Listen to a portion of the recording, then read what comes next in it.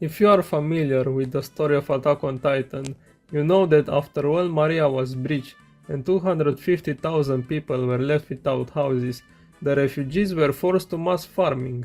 But when that didn't work and starvation was coming, the royalty decided to send those people to the Titans in a mission to retake the wall that obviously didn't work. The decision did however work to stop the food shortage, but what if in an alternate timeline, the royalty decided to give up on their expensive way of life, ration the food for all the citizens, not just the refugees, and start building Soviet-style housing so that everyone within the walls will have a place to live, similar to what happened in Eastern Europe during the last century. I know it is too unrealistic of a timeline, but let's see how that would look like. We're gonna start with this flat world. I have made the walls beforehand, they are pretty much the same as the original Shiganshina, nothing much to change here. But I made them 70 blocks tall because I didn't want the wall to look really small compared to my buildings. In the story, the wall is 50 meters high, which sounds like a lot when you compare it to the little houses in Shiganshina, but it's just a little taller than an average 12-story comic block, which is definitely not tall by modern standards, so they are now 20 meters taller. The walls are made of andesite and light grey wool, which in real life looks like this, but in game I think it gives the wall a nice texture. I also added the original river going through the city, this doesn't need any more changing. The walled city is around 390 blocks wide and 450 blocks long. This is a little more than in the story, but considering that the walls are also taller, it feels the same. Regarding the roads, I made this layout so I could better micromanage the micro districts that I will place. Most Eastern European cities built or expanded during communist times have something called micro districts, like little cities inside of your bigger city, like neighborhoods that have everything in them. Here you have your homes, shops, school and park all really close together, so you don't have to travel far to your desired place, like the 15-minute city that car brainers are now mad about.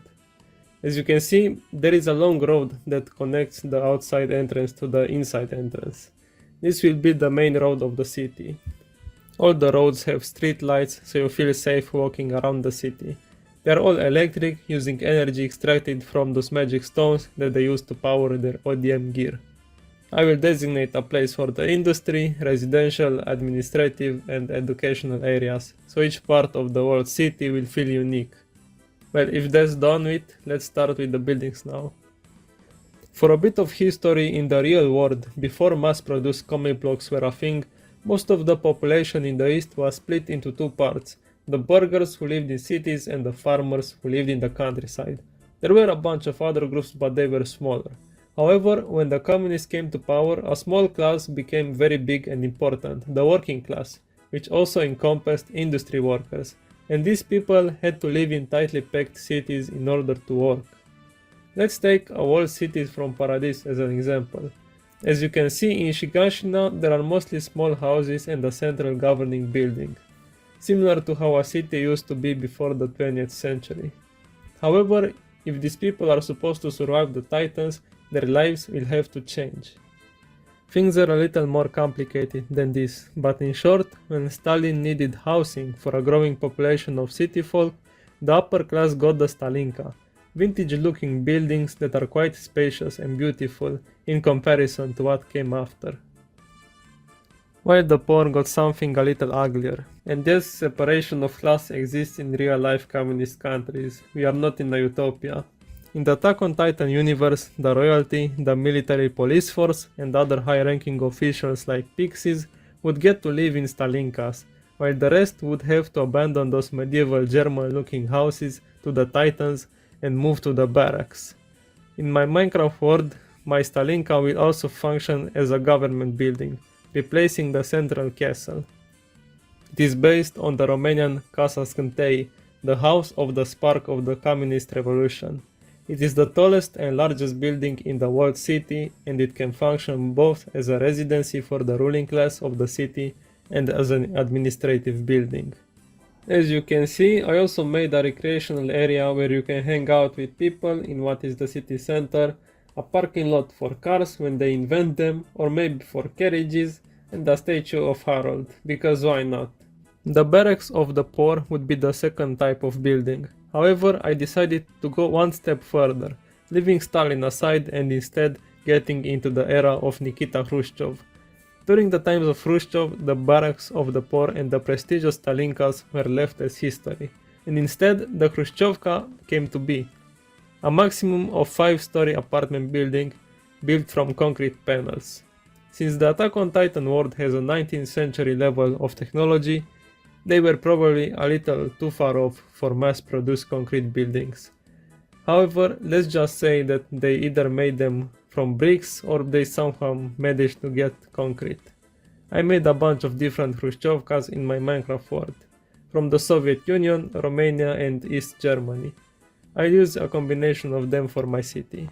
As you can see, I placed the Khrushchevkas in strategic locations all throughout the city. The empty spaces will be filled with the upcoming buildings.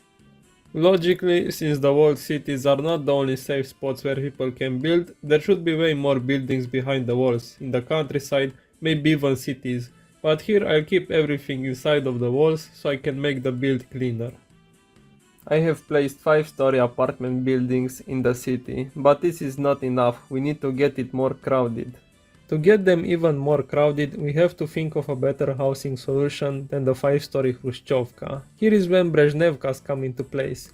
These buildings were built with reinforced concrete panels or with poured concrete during Brezhnev's era and later, in most Eastern European countries, and they were always 6 stories or taller, so they required an elevator.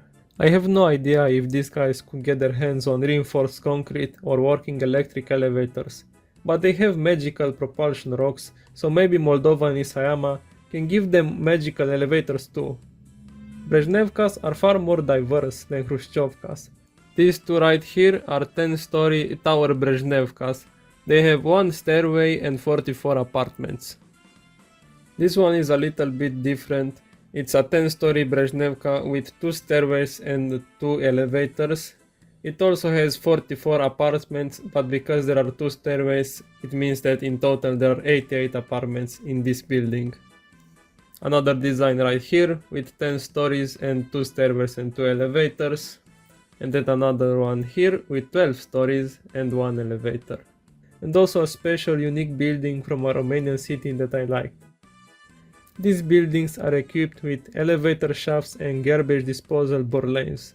So you don't even have to leave the buildings if you want to throw the trash out. For the education part, I added a school inspired by a building in the Marzahn neighborhood of East Berlin. Here Eren and the others will study to become politicians or mafia bosses, or both of them at the same time.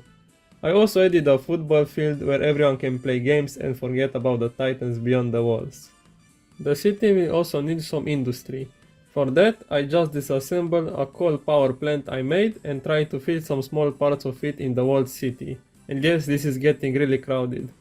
The power plant will feature a main building and cooling towers. Yes, coal power plants have cooling towers too, not just nuclear power plants. By the way, the main Chernobyl nuclear power plant never had cooling towers, as it used the water from the river Pripyat to cool the rods. But the unfinished 5 and 6 reactors were supposed to have cooling towers. You can check out all of these builds on my Patreon. But from where would the citizens buy groceries? For that I have the perfect solution. The space is limited for big shopping centers, so I will just build some shops here at the base of this apartment building. I placed 1 Żabka and 1 Profi for a healthy grocery competition and 1 Dr. Max to get your pills when you are sick. This type of shops were and still are common in Eastern European countries. If you lived in one of these apartments, you could just go to the ground floor and get groceries. If not, they were still really close to everyone and really common. Next to the central administrative building, I made a park, because people need to have access to green spaces even within the walls. In the rest of the city I added various trees because otherwise everything would be too depressive and the people would just drink vodka to their expiration, before the titans even got to them. The build is finished. Eren is now a professional gopnik.